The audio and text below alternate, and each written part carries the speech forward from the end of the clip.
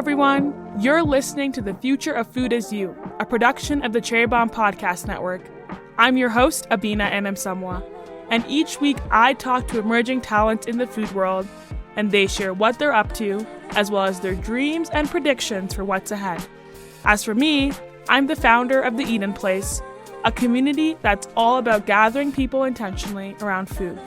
I love this new generation of chefs, bakers, and creatives making their way in the worlds of food, drink, media, and tech. Today's guest is Umaimah Sharwani, founder of From Paro. From Paro is a line of easy-to-cook South Asian staples inspired by the comfort foods Umaimah's mom made for her growing up in Texas. Fun fact, the brand is also named after her mom. We also chat about the intricacies of developing a food brand, how her background working for consumer companies came in handy, and the power of food brands to tell the stories of immigrant cultures. Thank you to Kerrygold and Walmart for supporting today's show. Kerrygold is delicious, all-natural butter and cheese made with milk from Irish grass-fed cows raised on small family-run Irish dairy farms. Kerrygold's farming families pass their craft and knowledge from generation to generation. This traditional approach is the reason for the rich taste of Kerrygold. You can enjoy delicious sliced or shredded Kerrygold cheddar cheese, available in mild or savory flavors, at a retailer near you.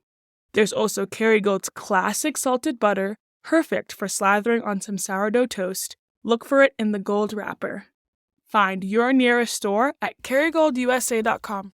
Now, let's check in with today's guest.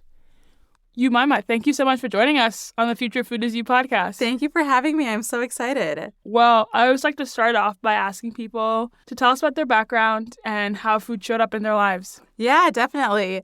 Where do I begin? I was born and raised in Texas, Pakistani family, grew up just having so much Pakistani food, and that was always our sort of default and normal. And so always grew up loving it, went to school in Atlanta, and even when I was at Emory, I remember going home during the breaks and like packing my mom's Pakistani food in my suitcase and bringing it back to college. And my friends and I would all eat her food.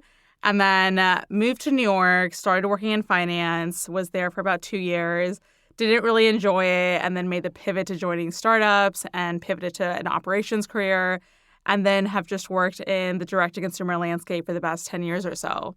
What are some traditional Pakistani foods that you would pack to go home or that you really enjoyed at home? Yeah. Oh my gosh. It's so funny because I feel like I've gone through phases of what food of my mom's I love. And I think during college, it was chicken biryani, always a staple, would bring that back. During college, I went through a phase of really loving my mom's butter chicken. And that was something that she only made for me and my brother and I. It wasn't something that my dad or her ever ate. So she sort of learned it for us, and now it's funny because we never eat that. So it's like definitely a college phase. Now I love her biryani. I love her halim. Halim is a very Pakistani dish. It's basically lentils and grains. It's like a stew with ground beef, shredded beef or chicken. I love her samosas, really everything. But for me, the staples are always like every time I go home, I need a biryani, I need a halim, and I just need her home-cooked food. And so you mentioned that you started in finance. It wasn't a fit. What sort of sparked the change to work at startups, and what were you working at while you were at incredible brands like Glossier and Bravo Sierra and Jet.com? I went to school, studied in finance, the undergrad B school at Emory. And then, like everyone else, I sort of graduated college thinking, okay, I have 3 options. I'm going to work in finance, become a lawyer, or go to med school. I just chose finance and started working in a private wealth management firm. You know, I did all of the things of like taking my Series 7 and 66, like all of these sort of certifications so that you can trade stocks and like talk to your portfolio companies about what's doing well and what's not. And I think I tried really hard to be good at, but it wasn't something that I genuinely found so much passion in. And so I was always looking at like, when is it going to be 5 o'clock? And for me, I always had this vision of myself and work of waking up every day and wanting to do what you love. Truly never having the Sunday scaries, really enjoying it. And I think that's an amazing privilege to have. But it's something that I even like saw my dad have growing up, where he never was like complaining about work. He just knew it was a way of life and a part of your life. I remember like at the time, like Refinery was really big, Rue La La was really big, and Living Social. This was like back in 2012. And so I had found out about Fab.com which was at the time like $1 billion company, and they were a flash sales website. And I had seen that an old college friend of mine was working there. And so that's how I found out about it. Looked through their jobs careers page, and I truly did one of those career counselor exercises where they're like, write down what you like doing in your personal life and what you're good at and how can that translate to your profession. And I, at the time, was planning a lot of bachelorette parties and I was going to a lot of weddings. And so I was like, I really love operations. I love putting it all together and seeing everything from A to Z. And so there was an operations role there. And so I applied to it. And it was like one of the fastest growing startups at the time. So it really, like, I came at a good time. I think I was one of the first 50th employees, and it grew to about 800 at its peak. Mm-hmm. That was sort of the start of my like startup journey and working with physical products. And Fab didn't create anything themselves. It was more about selling other designers and showcasing them. After I left Fab, I joined Glossier, and that was the first time that I was introduced to, okay, creating a physical product on your own, from like concept of a mood board to formula development to packaging to the warehouse to the customer, and just love that entire journey from start to finish. And I mean, Glossier at that time was such a pioneer. I mean, no one was really making D2C at all in brands beauty. Like that. Yeah. It was either you're a mini brand of like a big retailer, so it was just awesome to see what Emily Weiss has done. And now you're the second Glossier alum to be on the show. We just had Roya Shariat. Oh, yeah, she's incredible. Who's still at Glossier. Who's still at Glossier. Yeah, I think for me, what's so funny, too, is I joined Glossier as a third employee before they even launched. And so I was just into the gloss at the time. I remember going to meet Emily, and I didn't have a huge beauty background. And so I actually was just like, I'd heard about Into the Gloss, but I wasn't an avid reader. And I remember going into that interview being like, I wonder what we're going to talk about. It's a publication and I do operations. Like, what will we do? And within the first 10 minutes, she told me about Glossier and her vision. And I immediately sat up straight. I'm like, oh my gosh, I have to come do this. And I had been working at Google at the time, launching their same-day delivery program, Google Shopping Express. And I was only there for like 7 months or so. And then I met Emily. And I truly did one of those things where I left and I got an offer the next day. And then I started a week later. Like, it happened so quickly. But I think that initial meeting with her and just thinking about, wow, there really is no way that we're selling beauty online and we're talking to the customers and we're making it really personable to them. I was also at that age where I was like, I don't like going to Sephora. It's too overwhelming. I don't know what to buy. I didn't really have an understanding of the benefit of building a brand and a community. And so she was such a pioneer and amazing in so many ways to have her as like my first teacher. It sounds like you were skeptical going into it, but now it seems like all the learnings and lessons and experiences you had helped you end up building Paro. Yeah, no, definitely. And I think that as soon as I knew that Glossier was going to launch, it was like, I'm doing this for sure. And it was just like the most incredible ride. I was there for almost 4 years and really got to see everything from start to finish and foster really great relationships with people who also worked there. Yeah, that's amazing.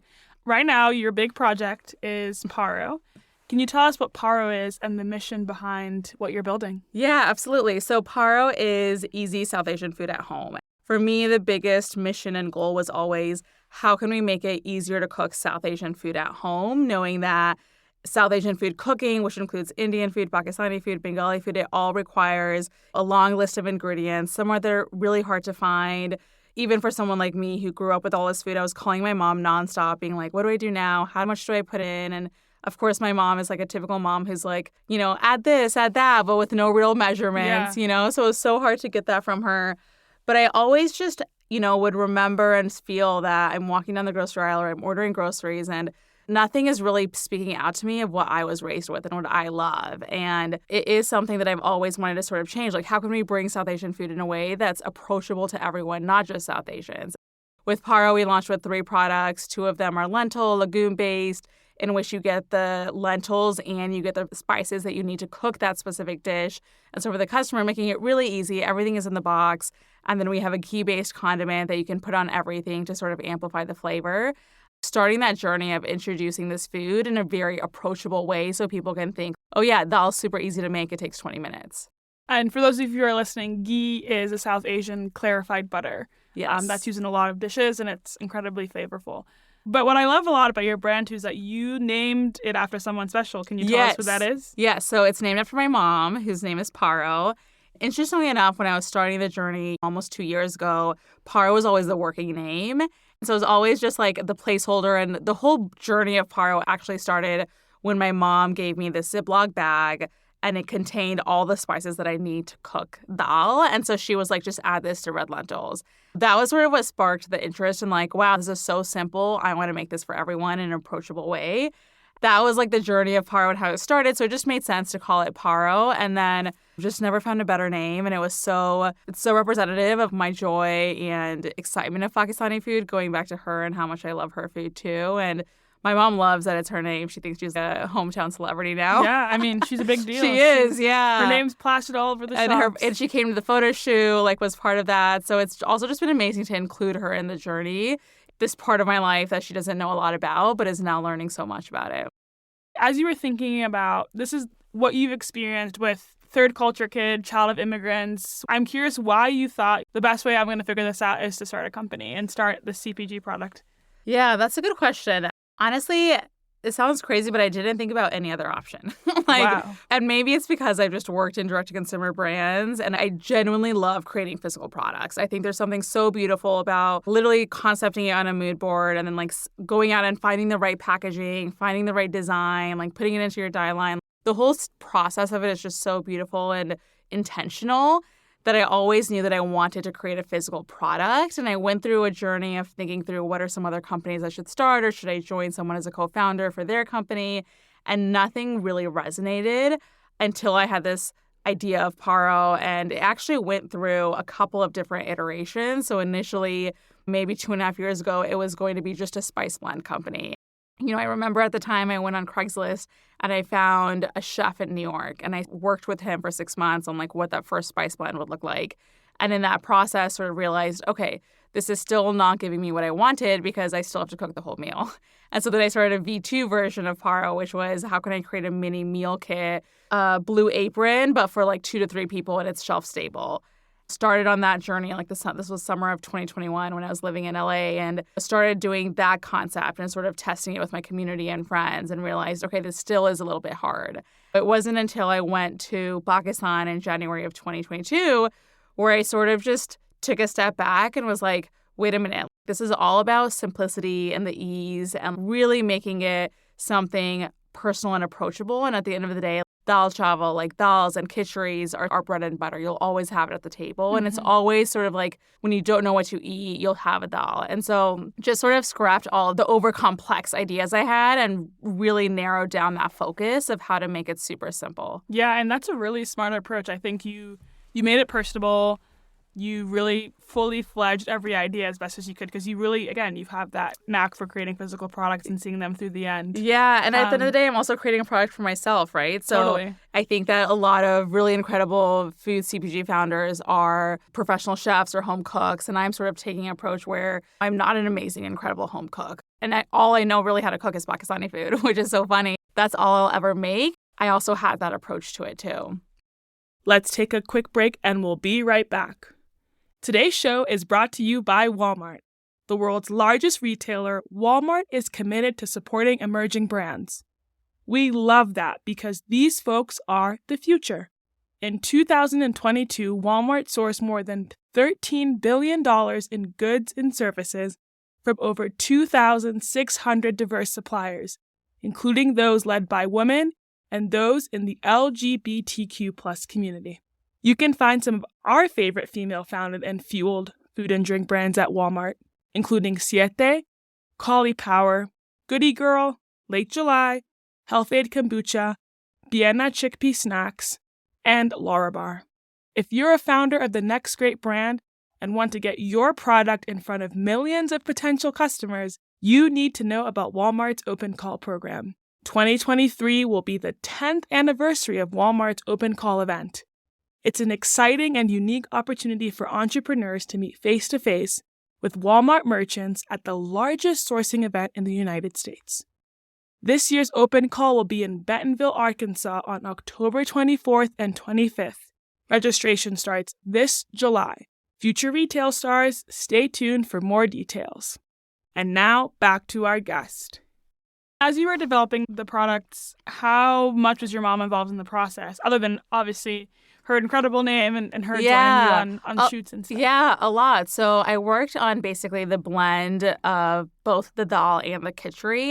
I took sort of her video of her making it fresh And then I sort of looked at it and I talked to my spice house and I was like, okay, she's using fresh onions. What else can we use besides that?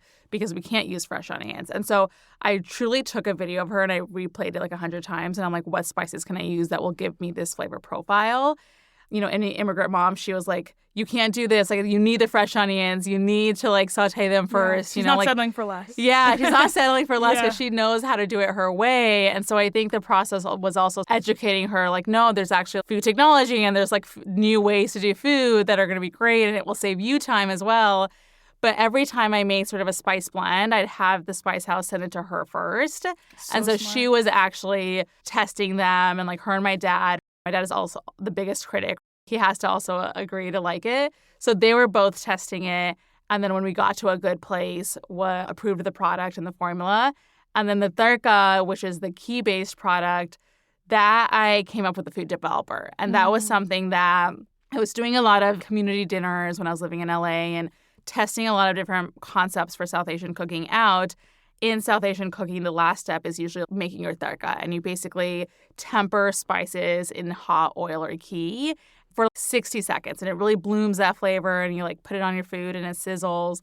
I would do that for my friends and they'd be like, what's this on top? How can I just dip my naan or my bread into this topping? Yeah.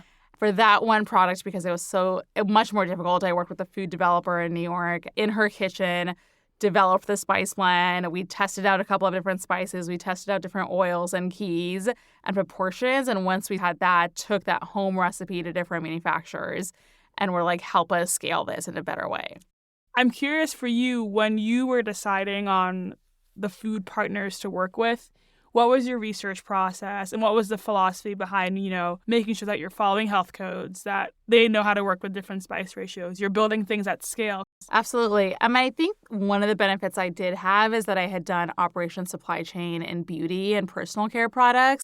I think some of those core skills were really transferable of at least knowing like, okay, you need your formula, you need your packaging, you need someone to make the packaging, someone to make the formula. So I sort of knew who all those players were. And then I generally started by like just cold calling. When I started the journey actually of doing my original idea, which was just a spice blend, I would just Google different spice houses on the East Coast or some in California and just call them. And I would always get in touch with like the sales rep and I would just start asking questions and sharing what I'm trying to do and really use that as a learning process of what it would take to create this business and this brand. Just through that cold calling, like eventually met the vendor that I'm working with now, the manufacturer who supplies the spices. It really did take, I don't know, I must have talked to at least like 60, 70 different places because it really depended on who would want to work with a new brand, who had low minimums, who had good quality. And so similarly, I would ask all of these spice houses to send samples to my mom and she would test them. When she got the samples for the one that we use with now, she was like, these are incredible. Like they smell so amazing and the quality is really good. A lot of cold calling. And then I think from the tarka perspective, because it was something that I had never done before and ghee is not an easy product to work with and produce, I worked with a food developer who really helped me connect with different ghee manufacturers. And I think even with that, the challenge was no one had really created a product like this because with the tarka, you're actually putting in a spice blend that we developed into the jar and then you're adding hot oil and ghee. And that's sort of what's cooking the spices before it's bottled up. And that's how the toasty flavor comes out. Just even working with different labs who are willing to take that bet on us and to willing to do that for a low minimum quantity was part of the process. And I think for the tarka and for any products that are not dry, you actually work with a food university authority and they sort of look at your product and they say, here's your recipe. I'm going to approve it or not approve it. But they basically list out requirements like, here's the step-by-step process the manufacturer has to follow. Here's the temperature at which the spices have to cook. They really give you that requirement. And then I then share that with the manufacturer who produced the product. Wow. So it's not just a matter of, I have an idea, I'm putting it in the box. Like there are teams and tens of maybe 50s and hundreds of people who are so many different people that and go I into mean a box. Yeah, absolutely. And look, there's so many different ways to do things and I just took this approach because I wanted to make it right from step one because I've also seen what happens when you sort of put something together and then you have to redo it and that's so hard. Yeah. So I also put in the time to do it right from the first. You mentioned earlier that your experience working at all these startups got you into the knack of mood boarding, which I feel like that's the way products launch these days. What was your process for mood boarding for creating Paro? Yeah, I guess two different ways. One, from the brand perspective, I really wanted to create a South Asian brand that was different than what was out there in the sense that it wasn't just talking about turmeric. And I think that South Asian culture is so much more than that. And it's so much more than spices. It's more about feeling and the food and the architecture. And so I really wanted to include other elements of it that were modern yet nostalgic. Mm-hmm. And then from the food perspective, I was really inspired by looking at what did Near East Coast do, or why is Hamburger Helper, why was that so big in the 90s? And, I think one of the best anecdotes was like Betty Crocker. When they changed the recipe to include an egg, they found a lot more conversion and like a lot more sales because there's something really, you feel pride when you crack an egg or when you turn on the stove. And so how do you capture that feeling in a product? For me with Paro, the goal was always to make it on the stove. It was never to be a microwavable product. It was never a frozen. I wanted the customer to feel like, okay, I'm cooking a home-cooked meal. It's going to take 20 minutes, but that's the same amount of time it takes to cook pasta. But there is something really beautiful, intuitive that people feel when they turn on that stove. And so I wanted to capture that feeling, and that was really inspired by a lot of these old 90s brands that are these like box dinners that, somehow are still doing really well. Mm-hmm. And I really wanted to compete with them to say, what is the next generation of box dinners that are better for you and more diverse flavors? Who would you consider your target audience to be? A couple of different folks. I think that one bucket is just anyone who's looking for a quick and easy meal solution for dinner or lunch, right? I think we all live these like really busy, hectic lives where we overlook the joy of spending 20 minutes to just sit down and have a meal.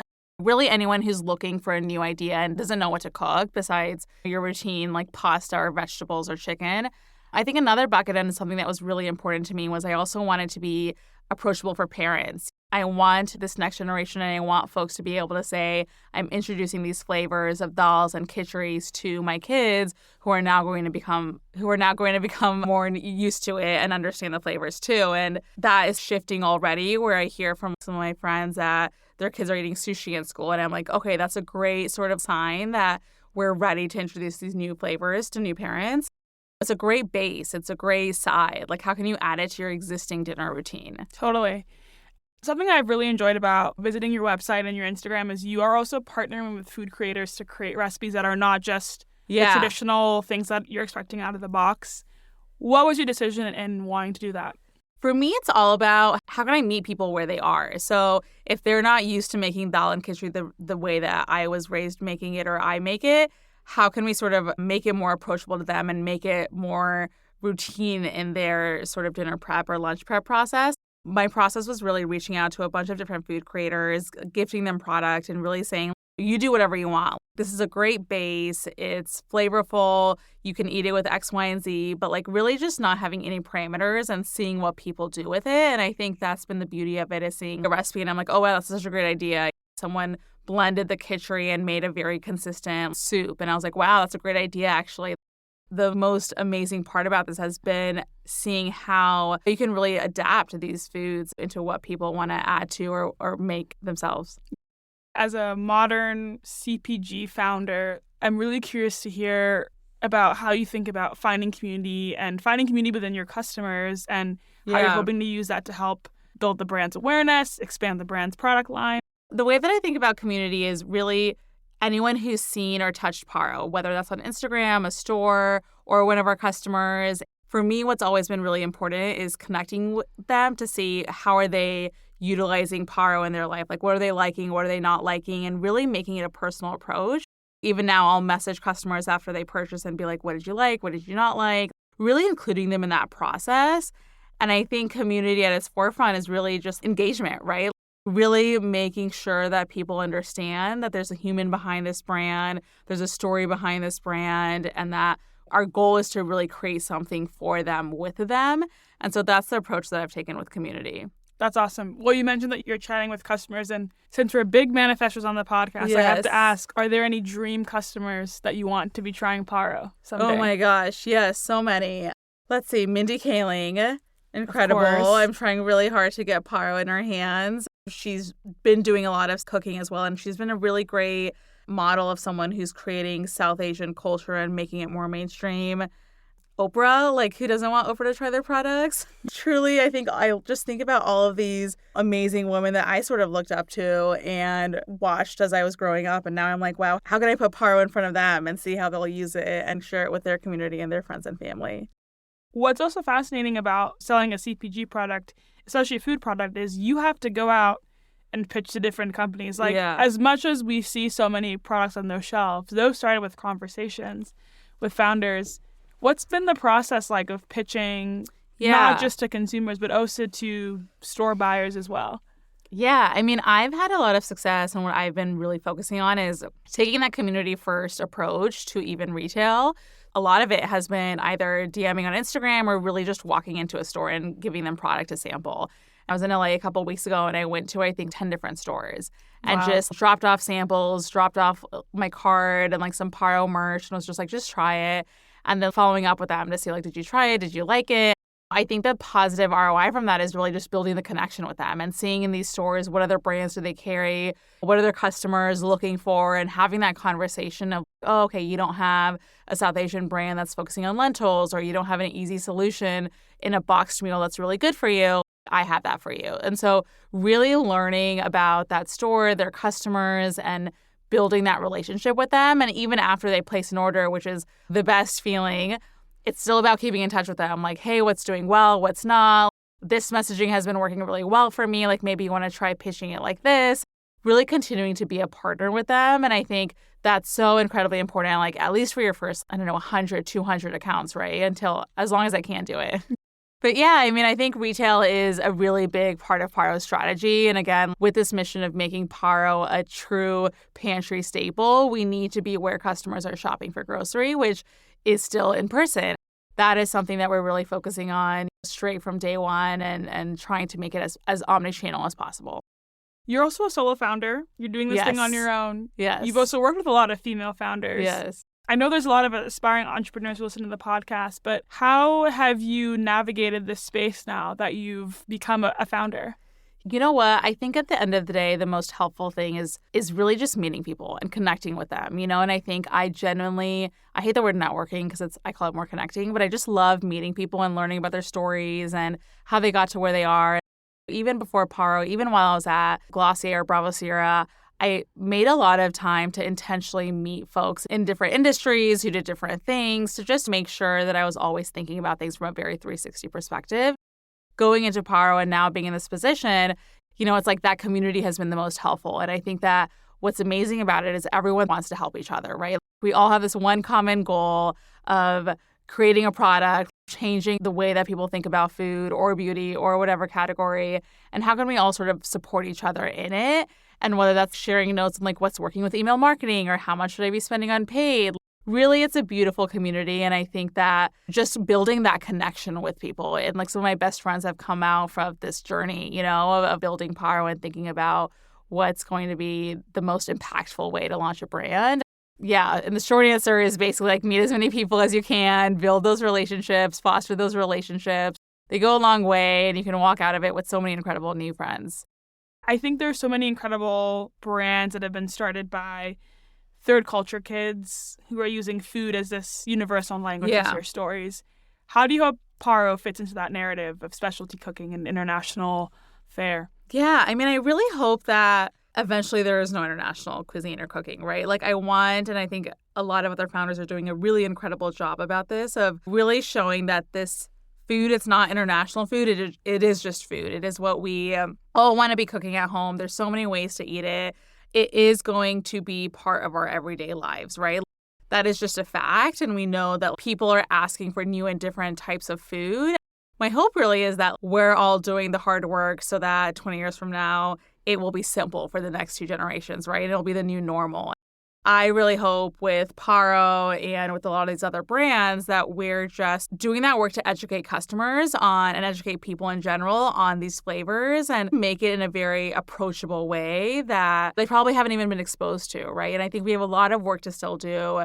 It will take time, but it's really about like meeting customers where they are and speaking to them in their language so that they respond better to it. You are just about to hit 1 year working on this project. Yeah.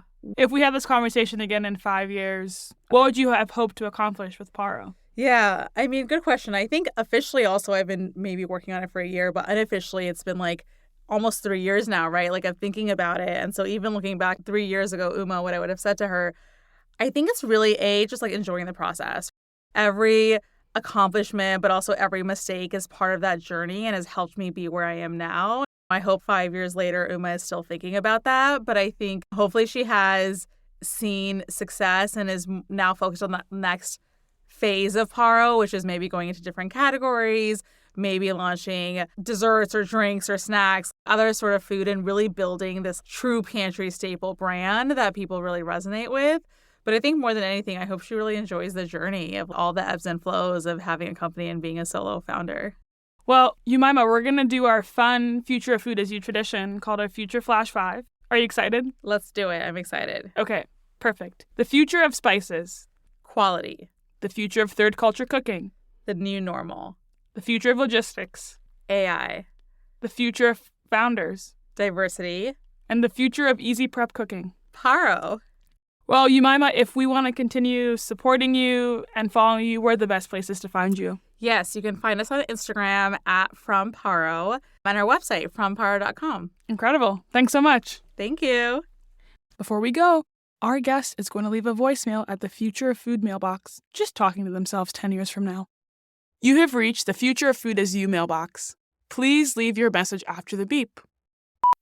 Hey, Umaimah. I hope you found a way to let go of the control and enjoy the ride. You're probably driving the kids to soccer practice, killing it as a soccer mom, and hopefully you have found more time to spend with your parents. Over the past 10 years, Paro has become a staple in everyone's pantry, and you see it everywhere you go, but by now you are supported by an incredible team. You're now at a place where you have more time to build a community that focuses on helping other female entrepreneurs and founders. And lastly, I hope that you're happy and fulfilled and find joy in everything that you do.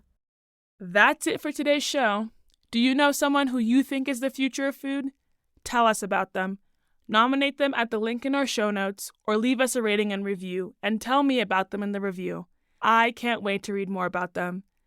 Thanks to Kerrygold and Walmart for supporting the show. The Future of Food as You is a production of the Cherry Bomb Podcast Network. Thanks to the team at CityVox Studios, executive producers Carrie Diamond and Catherine Baker, and associate producer Jenna Sadhu. Catch you on the Future Flip.